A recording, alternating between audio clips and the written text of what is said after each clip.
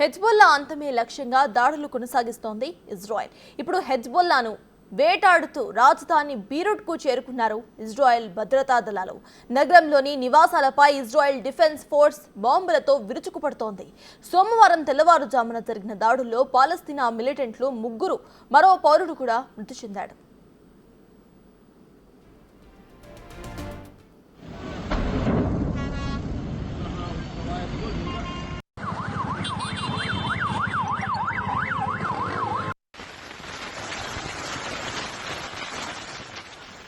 ఇప్పటి వరకు Hezbollah స్థావరాలను target గా చేసుకున్న ఇజ్రాయెల్ బీరూట్లోని నివాస ప్రాంతాలపై దాడులు చేస్తోంది.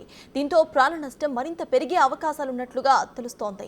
అయితే హెజ్బొల్లా ఉగ్రవాదులు సామాన్యుల ఇళ్లలో ఆయుధాలు, క్షిపణులు దాచిపెట్టారని, వాటిని నిర్వీర్యం చేసే క్రమంలోనే దాడులు చేస్తున్నామని ఐడిఎఫ్ ప్రకటించింది. పౌరులు ఆ ఇళ్లను ఖాళీ చేసి వెళ్లిపోవాలని హెచ్చరికలు జారీ చేసింది.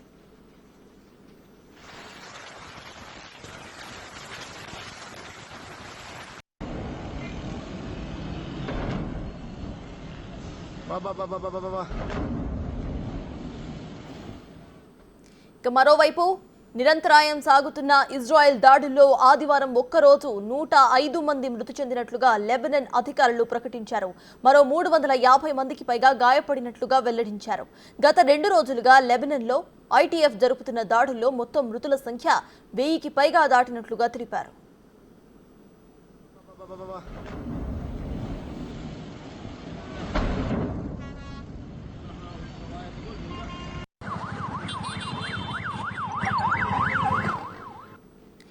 బీరూట్లోని దాహియా ప్రాంతంలో ఉన్న హెజ్బొల్లా కేంద్ర కార్యాలయంపై ఇజ్రాయెల్ యుద్ధ విమానాలను విరుచుకుపడుతున్నాయి.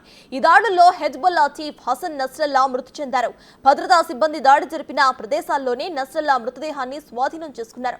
ఆయన మృతదేహంపై ఎలాంటి గాయాలు కనిపించలేదు. దీంతో అసలు నస్రల్లా మృతికి ఇజ్రాయెల్ దాడులే కారణమా, అంతకుముందు మరణించాడా అనే అనుమానాలు కూడా వ్యక్తమవుతున్నాయి. అయితే భారీ బాంబు పేలుళ్ల కారణంగా షాక్ గురై నస్రల్లా చనిపోయి ఉంటాడని భావిస్తున్నారు. మరోవైపు నస్రల్లా మరణంతో హెజ్బొల్లా కొత్త నాయకుడు ఎవరనే దానిపై క్లారిటీ అయితే ఇంకా రాలేదు.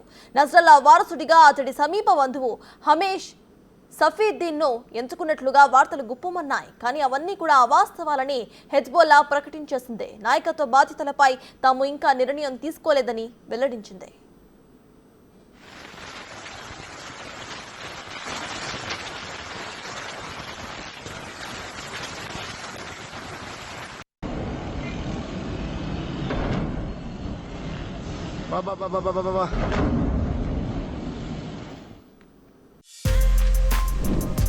For more videos like this, subscribe Big TV channel.